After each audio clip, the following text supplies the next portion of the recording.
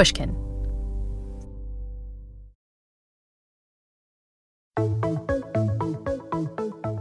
I thought, maybe $20,000, $30,000 or something like that.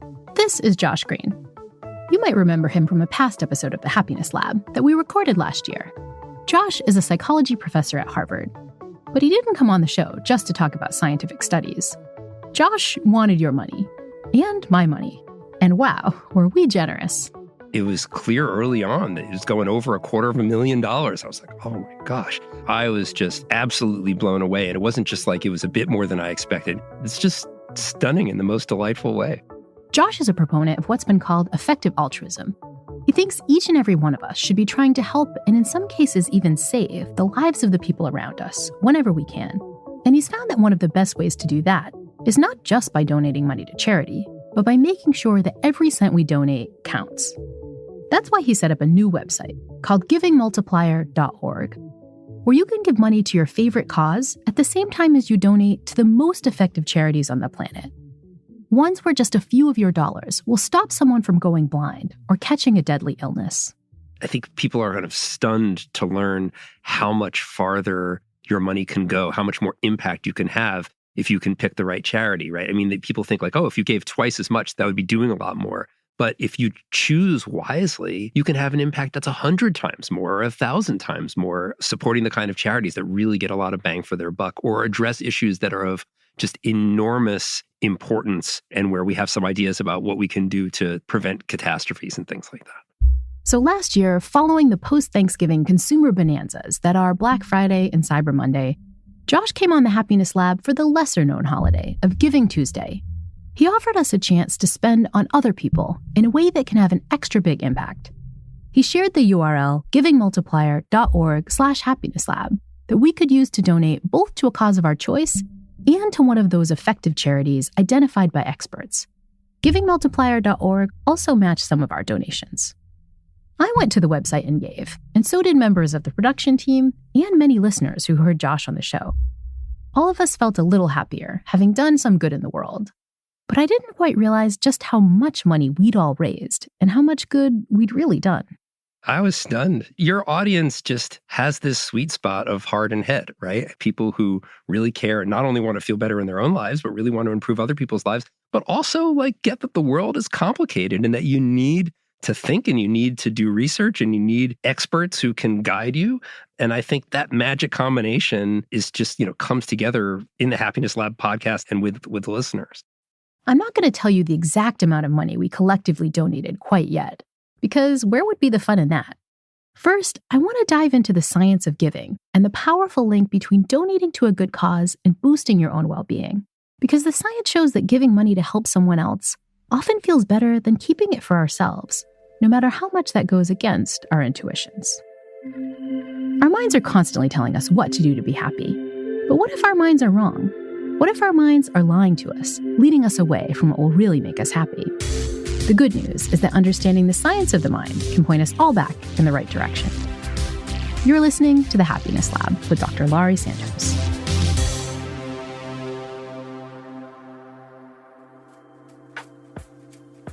People say money can't buy happiness, but research shows that's not quite true.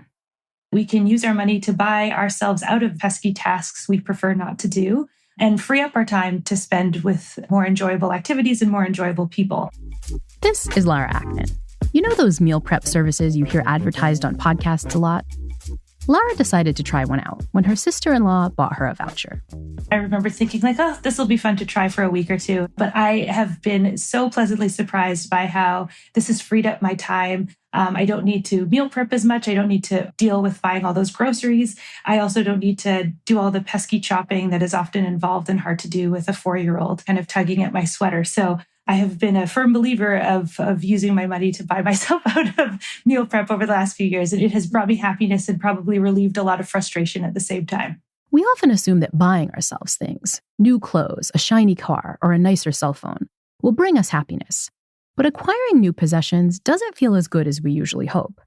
And research shows that the well-being boost we do experience is pretty short-lived.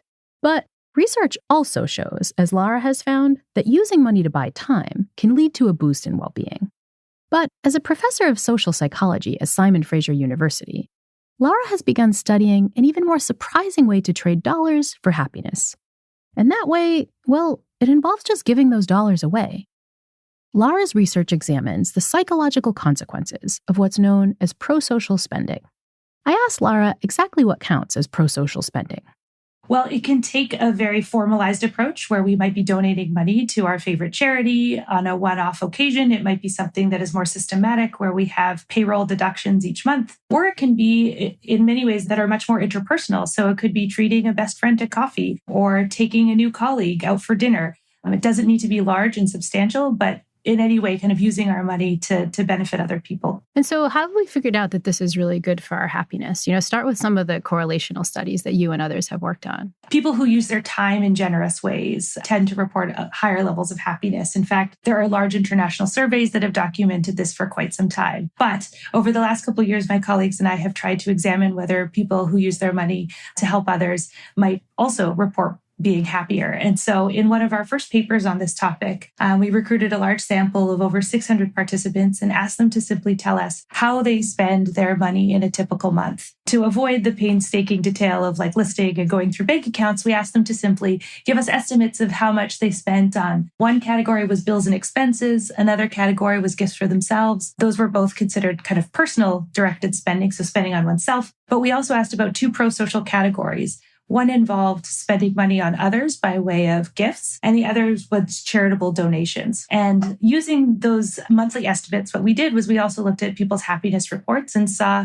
how people spent their money in a typical month predicted their monthly happiness. And what we found was that how much money people spent on themselves in a typical month, to our surprise, did not predict their happiness, but how much money they spent on others did, such that the more they spent on others, the happier they reported feeling. This is while we were controlling for household income. And so it wasn't just that these folks had more money to spend and could have the luxury of spending on others, but even holding that constant, people who spent more on others in a typical month were happier. I mean, it's such a violation of what we normally think of that brings us happiness. I mean, I hope this isn't just my very selfish intuitions, but I have the sense when I'm buying myself more stuff, I'm going to wind up happier than when I'm buying stuff for other people. But that seems to be not the case, which is pretty weird. Yeah, having more money is confusingly related to how happy we are. It seems to, at the lower level, predict higher levels of happiness, and then it tapers off. And I think part of that has to do with this hedonic adaptation. We buy more for ourselves and then expect more, and we seem to be unsatisfied. But when we're spending money on others, we can see this positive impact we're having on other people. We can strengthen social relationships, which is such a robust predictor of happiness. We are truly social animals. And so I think anytime we can go out of our way to forge connections with other people and strengthen those that we have, we're on a pretty clear path to pursuing greater happiness for ourselves. But one of the things you find is that even when people are donating to charities, so the money's pro-socially spent on someone they don't meet, this too can really have an effect on people's happiness, right? The short answer is yes. My suspicion is that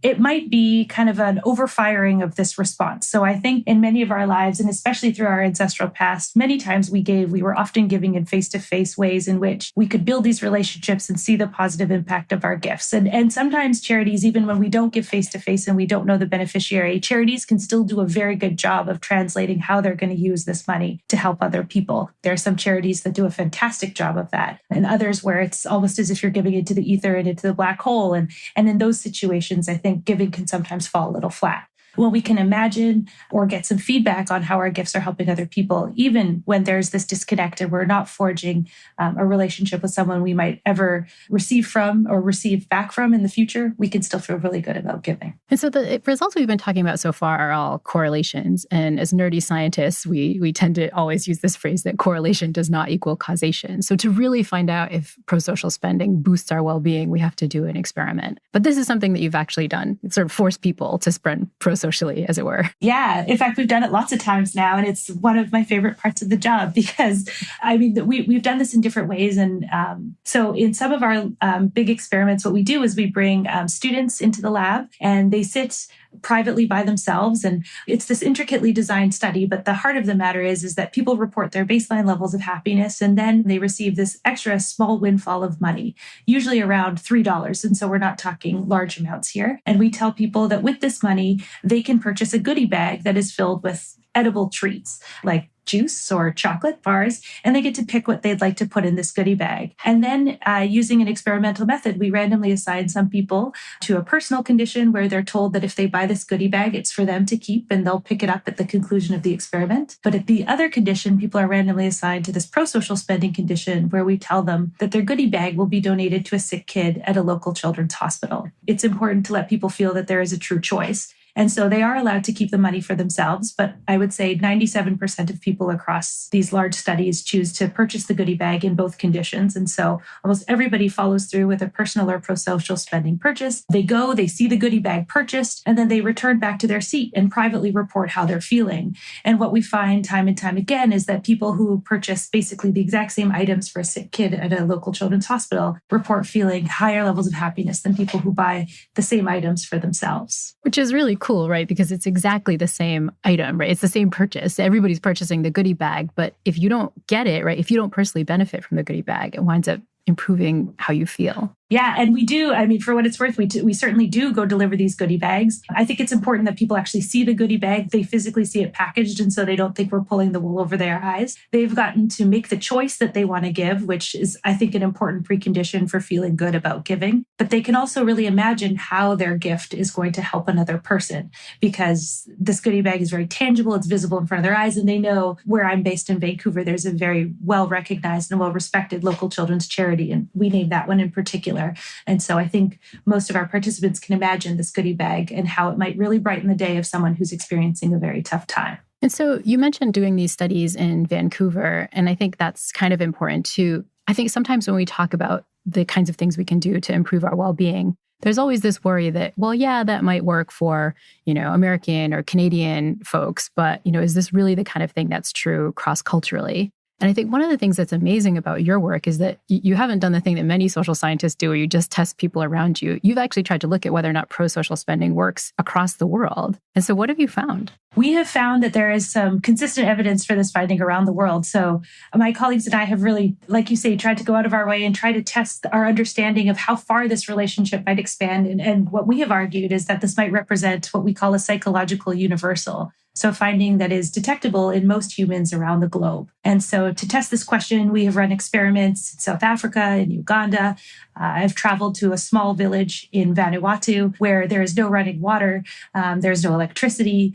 Their food comes from local crops and only that. Most people have never left this small village. And even still here, using kind of conceptual replications of our original design, we see very similar patterns. So it's not just around the world, but my colleagues and I have also tried to test whether this emerges early in development. So in children under the age of 2, we find that kids, it's not necessarily money per se, but the emotional rewards of giving can be detectable with kids are giving away small treats to a puppet who seems to really enjoy the goldfish crackers they give, as opposed to when they are receiving treats themselves. And so even here, early in development, we're seeing that humans feel good about giving and giving even when it's costly. And I love these developmental findings in the little kids, because I think if there's any group of participants we think of as incredibly selfish, it's toddlers with their goldfish crackers. But even there, kind of giving these things away is making you feel better. Yeah, it's really a pleasure to watch these videos because the kids are gifted this small stash on their own. And over the course of a few minutes, we ask, will you give one of your treats to Monkey? Will you give one of the experimenter's treats to Monkey? And they simply watch the experimenter give a treat to Monkey. And on both occasions of giving, kids are smiling more when they're giving away than when they're receiving.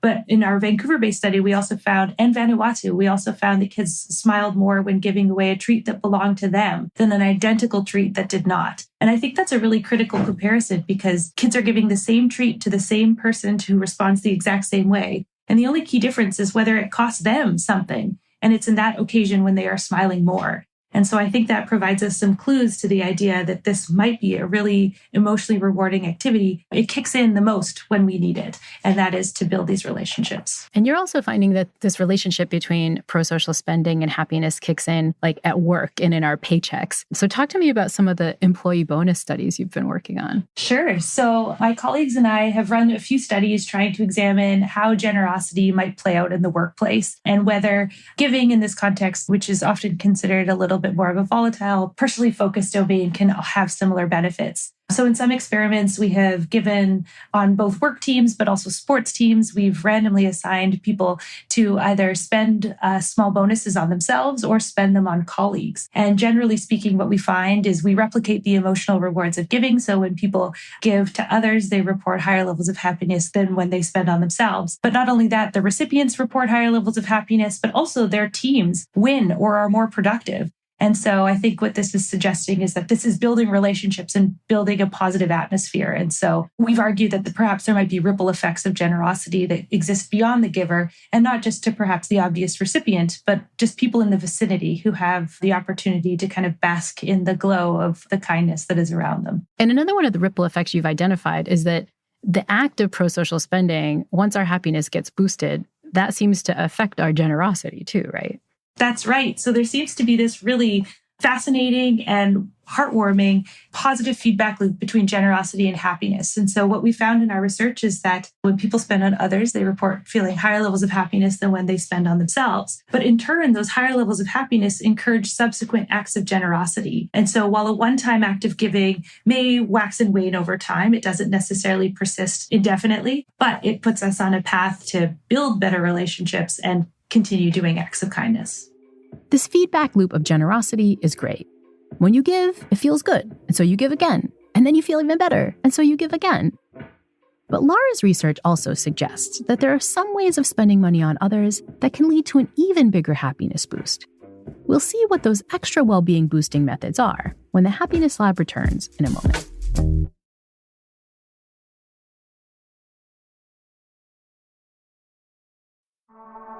Giving to others, we might reflexively think of as an act that connects us with other people. But I think if you stop and take a moment to think a little bit more deeply, there are many opportunities to give that are actually quite disconnected. Social psychologist Lara Aknin studies how pro-social spending, that is, using our money to benefit others, can markedly improve our own happiness.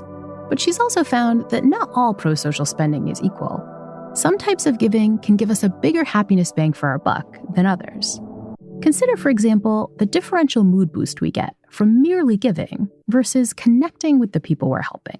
So there are often times, and I am guilty of this too, where we send gift certificates to friends and we don't really get a chance to enjoy it with them. We send gifts to friends and family in other places, or we make donations to a charity, but don't even recognize it. Like I mentioned, the payroll deductions that happened before. And while all of those are wonderfully kind acts, they don't really emphasize and allow us to truly enjoy the social connection that pro-social spending can be so effective in doing. And so a lot of our work has found kind of supportive of this general notion that when people give in ways that allow for a greater sense of social connection, we enjoy the act more. We experience a bigger boost of happiness from doing so. And I think it's important to realize that giving with a higher sense of social connection can come in various channels. So that can come from connecting with the recipient that you are actually helping. So for instance, give a check or spend your time donating at a food bank. Being there in person might be a lot more rewarding than simply sending a check in the mail where you have no face-to-face contact with someone on the other side. So giving where you're able to see the recipient, giving in ways that allow you to connect with other donors. So there are ways in which we can give in collaborative campaigns online, through Facebook, through other ways, through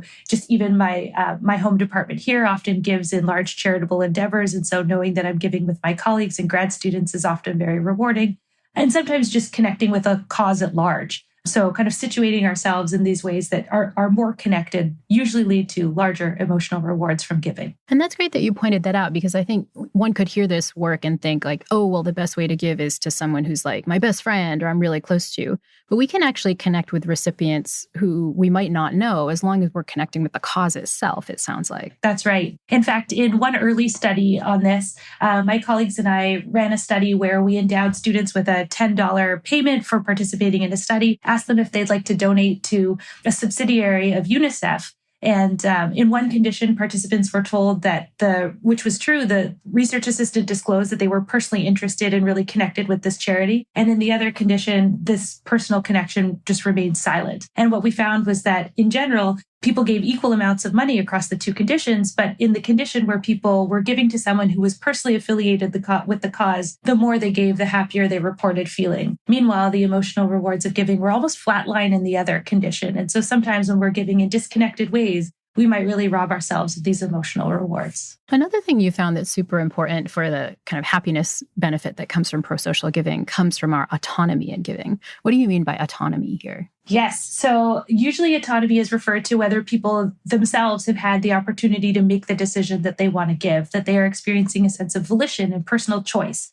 that they have pursued this opportunity in a meaningful way themselves. And so I think about this often when it comes to parenting. I try not to force my kids to give too much. I try to scaffold these opportunities for them to realize that it's important to give. My colleagues and I have done some work in this domain, but I think probably the most highly referenced study in this area is by Weinstein and Ryan that has nicely controlled this, where people were given the opportunity to make donations. In one condition, people chose how much. In the other condition, they were kind of just yoked to give the identical amount. And when people had freedom to choose, the more they gave, the happier they were. But in the other condition, they gave identical amounts and felt no such enjoyment. So it really seems like we need to be choosing like when we give, who we give, how much we give. I think that's super important because I sometimes get questions from folks about these benefits, not just of pro-social spending, but also just pro-social actions. And people sometimes feel like if they're forced to help, right, if they have no choice other than to help, that it doesn't feel good. It can feel almost onerous. I'm thinking of, people who are stuck doing certain kinds of childcare, elder care. Obviously they love the people that they're working for, but it doesn't seem like they're getting the same happiness boost that they might if they kind of chose to volunteer at a food bank or something like that. That's right. I think that's an important distinction. I think there are many times we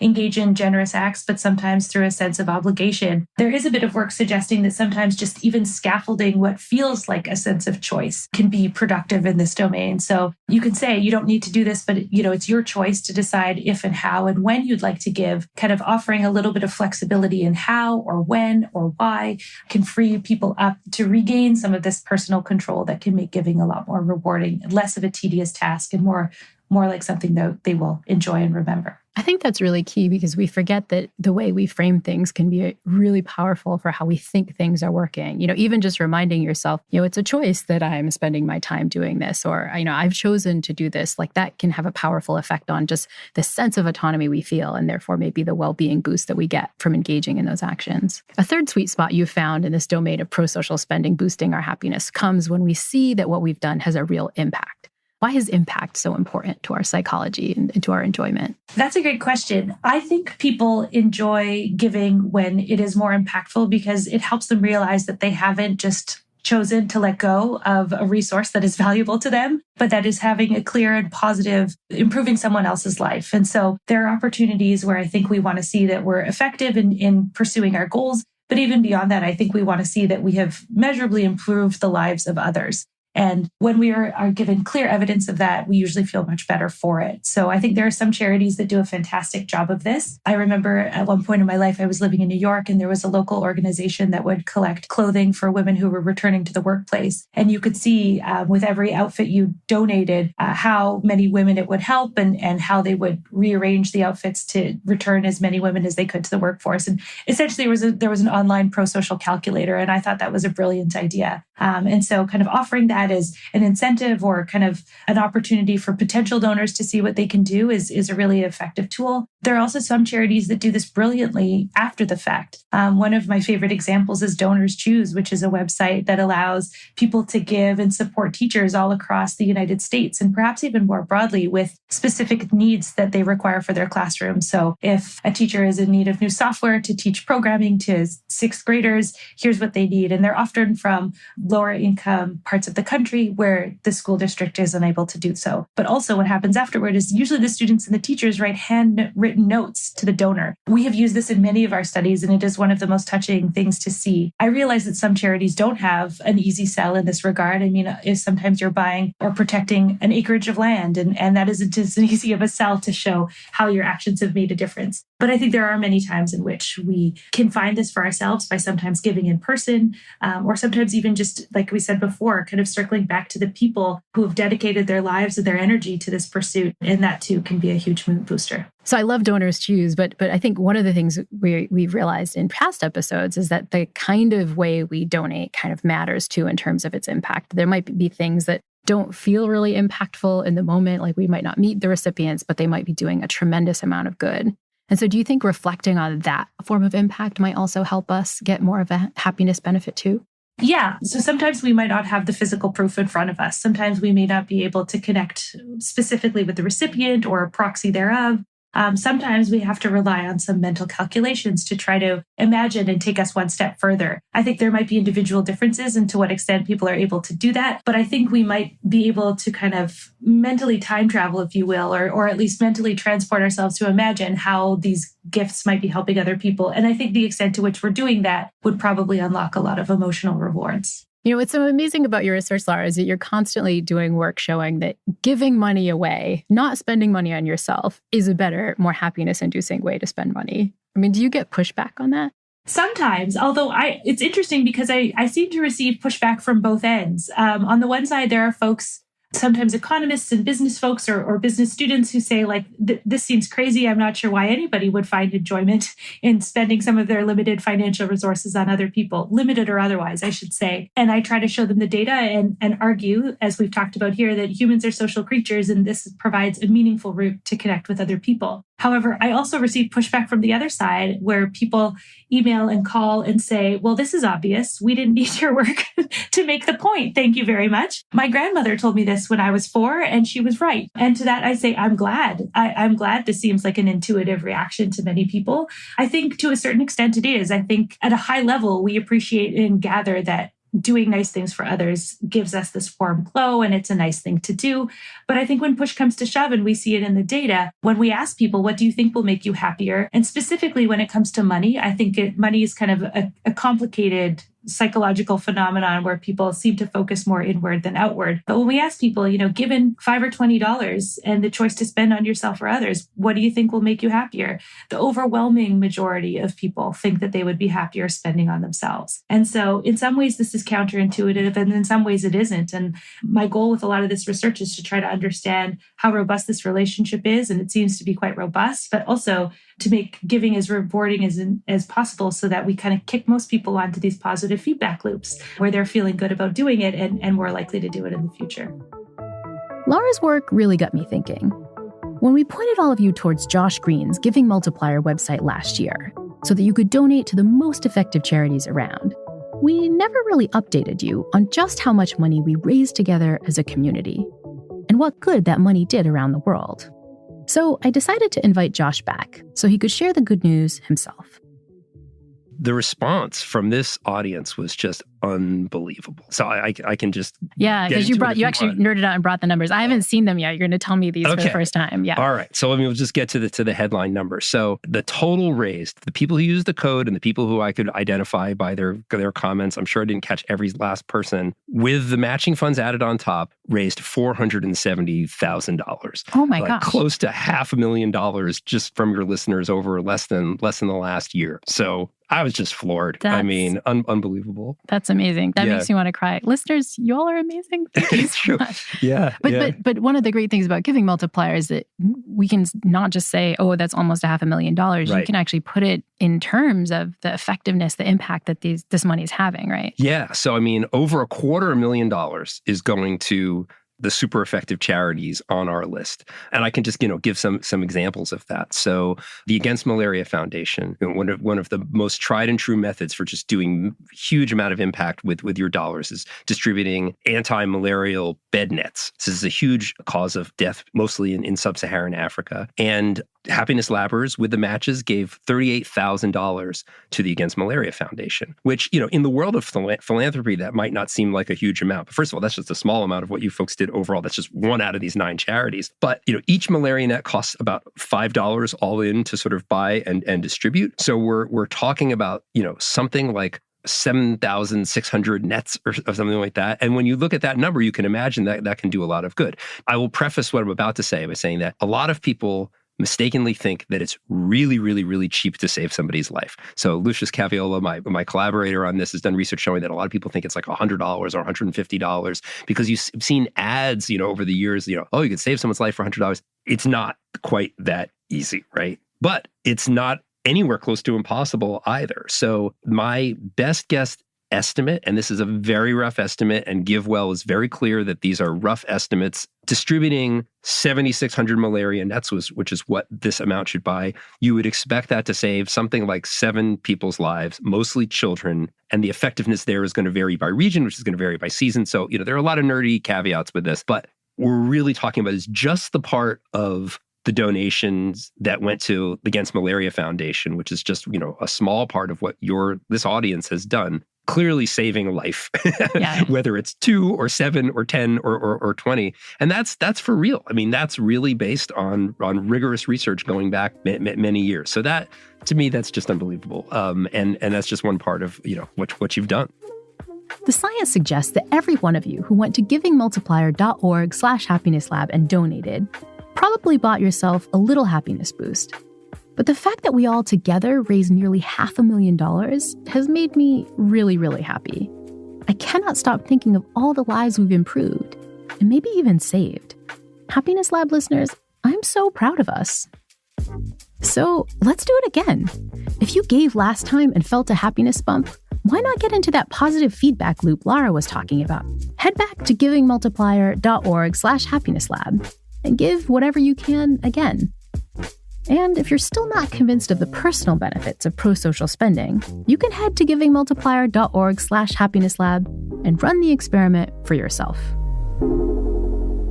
The Happiness Lab has big plans for 2023, and we're working on some show ideas that I'm really excited about. What I can tell you now is that we'll be back at the start of January with a series that'll help you rise to the challenge of the new year. Until then, stay safe, stay happy, and thanks for giving.